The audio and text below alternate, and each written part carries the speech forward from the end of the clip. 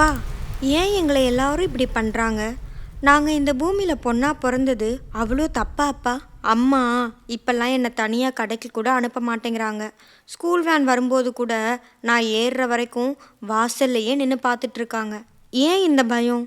இப்பெல்லாம் டிவியில் பார்க்குற நியூஸ் எல்லாம் ரொம்ப பயமாக இருக்குது. எங்கேயோ ஒரு அக்காவை யாரோ துன்புறுத்திட்டாங்கன்னு சொல்கிறாங்க. இன்னொரு இடத்துல ஒரு குட்டி பாப்பாவுக்கு ஏதோ ஆகிடுச்சுன்னு சொல்கிறாங்க. அதுவும் நம்ம தமிழ்நாட்டில் நம்ம ஊரில் இதெல்லாம் நடக்குதுன்னு கேட்கும்போது ரொம்ப கஷ்டமாக இருக்குப்பா. அது மட்டும் இல்லை, எனக்கும் கூட இந்த மாதிரி நடந்திருக்கு.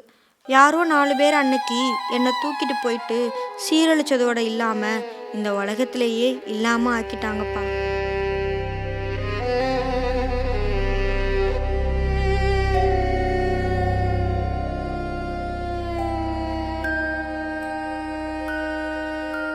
பெரியவங்க சொல்கிறாங்க சட்டம் இருக்குது, பாதுகாப்பு இருக்குன்னு. ஆனால் ஏன் தினமும் ஒரு மூலையில் ஒரு பொண்ணோட அழுகுரல் கேட்டுக்கிட்டே இருக்கு?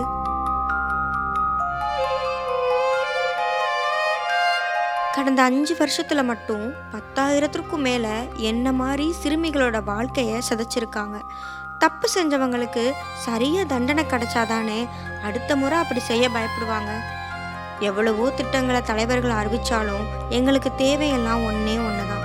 பெண் குழந்தைகள் பயம் இல்லாமல் ஸ்கூலுக்கு போகணும், பயம் இல்லாமல் விளையாடணும், யாராவது ஏதாவது செஞ்சிருவாங்களோங்கிற பயம் இல்லாமல் பெண் குழந்தைகள் நிம்மதியாக தூங்கணும். நீங்கள் கொடுக்குற வாக்குறுதிகளை விட பாதுகாப்பு தான் எங்களுக்கு ரொம்ப முக்கியம்.